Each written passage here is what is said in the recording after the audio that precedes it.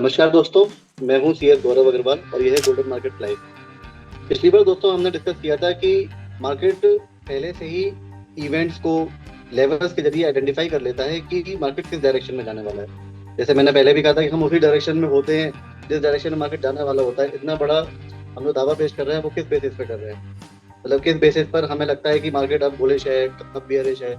आज मैं कुछ पुराने 10 साल पहले कुछ आपसे इवेंट्स शेयर करूंगा और उन इवेंट्स के हिसाब से आपको बताना चाहूंगा कि मार्केट पहले से ही इवेंट्स को डिस्काउंट करके या प्रीमियम करके रखता है अपने रेट्स में और किस तरीके से मार्केट चलता है। तो मैं आपसे पहले शेयर करना चाहता हूँ ये स्क्रीन। सबसे पहले हम शुरू करेंगे 2014 से। 2014 में जब बीजेपी की गवर्नमेंट पहली बार बनी थी तब उस समय किस तरीके से मार्केट पहले से ही बुलिश हो गया था। इलेक्शन के रिजल्ट डिक्लेयर हुए थे 16 मई 2024 में और आप यहाँ पे स्क्रीन पे देख सकते हो कि बाजार 24 फरवरी 2014 को ही बुलिश मूड में आ गया था।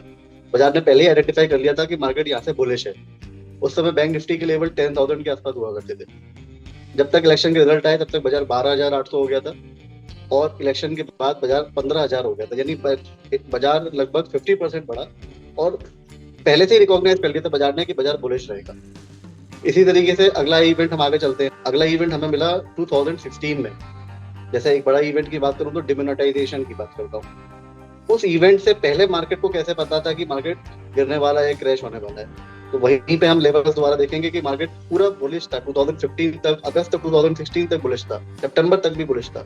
लेकिन सितंबर के बाद मार्केट डाउन साइड में चला गया। अक्टूबर में ये बाजार टोटल बेयरिश फॉल में आ गया था और बेयरिश फॉल में ही 8 नवंबर 2016 को डिमोनेटाइजेशन हुआ और मार्केट वहां से 18,000 थी बैंक निफ्टी और गिर के 17,000 अप्रॉक्स आ गई थी। यानी कि लगभग बाजार 10% का करेक्शन हुआ था। अगला इवेंट हम आइडेंटिफाई करते हैं, आगे चलते हैं। अगला इवेंट है हमारा IL&FS का डिफॉल्टर। वो बहुत बड़ा क्राइसिस था बैंकिंग सेक्टर के लिए। वो क्राइसिस सामने आया 24 सितंबर 2018 में, लेकिन बाजार बेयरिश कब हुआ? बाजार बेयरिश हो गया था 3 सितंबर 2018 को। यानी कि जो तेजी थी बाजार के अंदर वो पूरी की पूरी अगस्त के अंदर खत्म हुई, अगस्त एंड पे, और सितंबर स्टार्टिंग से बाजार ने बेयरिश मूड स्टार्ट कर दिया।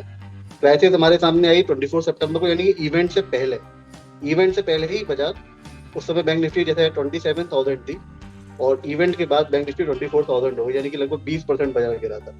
वो 20% बाजार पहले से ही आइडेंटिफाई हो गया था कि गिरने वाला है। अगला इवेंट हम चेक करते हैं, वो है कॉर्पोरेट टैक्स कट। उस समय बाजार काफी तेज बढ़ा था, बाजार का बुलिश मूड था।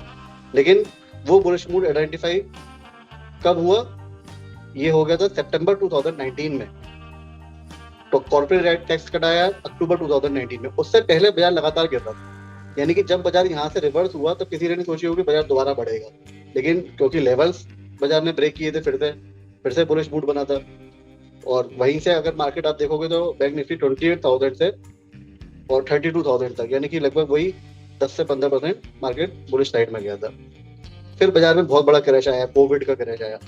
कोविड का क्रैश, वैसे तो एक्चुअल लॉकडाउन तो मार्च में मिला था हमें देखने के लिए, लेकिन मार्केट ने कब रिकॉग्नाइज किया था? वही बात आती है, मार्केट ने रिकॉग्नाइज ऐसा कर लिया था जनवरी स्टार्टिंग में ही बाजार ने अपना सारा बुलिश पैटर्न खत्म कर दिया था और बुलिश मूड में आ गया था। कोविड प्रॉपर्ली डिक्लेयर हुआ 2020 में और मार्केट गिरना स्टार्ट हो गया था 10 जनवरी 2020 से। आगे बढ़ते हैं। अगला क्रैक हमें देखने को मिला था रशिया इन्वेडेड यूक्रेन में।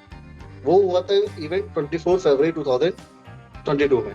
लेकिन मार्केट ने कब अपनी बुलिश खत्म करी थी? मार्केट ने पहले से ही नवंबर 2021 में अपना बुलिश फॉर्म खत्म कर दिया था और बेयरिश सेक्टर में इन्वेड हो गया। अगला इवेंट हिडनबर्ग अदानी की रिपोर्ट जब आई थी, उस समय भी बाजार दिसंबर तक पूरा बुलिश था, लेकिन जनवरी की स्टार्टिंग में जैसे जनवरी आया बाजार बेयरिश मूड में आ गया था। उस समय बैंक निफ्टी के लेवल्स लगभग 42,000 हुआ करते थे। 42,000 में जनवरी 2023 में जब अडानी की रिपोर्ट आई तब मार्केट क्रैश होकर 40,000 तक आ गया था। अगला इवेंट हमारे 24 के इलेक्शन, मई 24 के इलेक्शन। मई 24 के इलेक्शन का जो रिजल्ट था वो आया जून में और मार्केट ने बेयरिश पैटर्न कब से ले लिया? अप्रैल 2024 से। यानी मार्केट के लेवल्स को ही फॉलो करके चलना चाहिए। मार्केट के लेवल अगर कहते हैं कि भाई मार्केट बुलिश मूड में है तो मार्केट को बाय करके चले और बेयरिश मूड में है तो सेल करके चले। इसी तरीके से मार्केट लगातार गिर रहा है। मार्केट लगभग 10% का करेक्शन ले चुका है, लेकिन अभी तक हमारे सामने कोई ऐसा बड़ा इवेंट नहीं आया कि मार्केट क्यों गिर रहा है। या तो इन लेवल्स पे कहीं पर कोई इवेंट आने वाला है जो मार्केट को पहले से ही बेरिश मूड में लाके रखा हुआ है कि मार्केट गिरने वाला है। तो इसलिए लेवल्स ही इंपॉर्टेंट होते हैं। यहाँ पर भी आप देख सकते हो कि बाजार लगातार गिर रहा है, और बाजार ने जो गिरना स्टार्ट किया था वो 16 दिसंबर 2024 से स्टार्ट कर दिया था।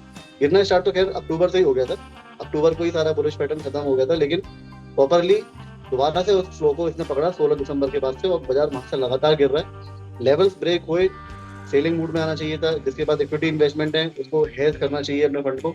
और अभी भी मार्केट में हो सकता है कोई इवेंट ड्यू है, पेंडिंग है, जो यहाँ पर हो सकता है। तो मैं अभी भी कहूंगा कि बाजार से कॉशियसली काम करें, बच के चले। Thank you.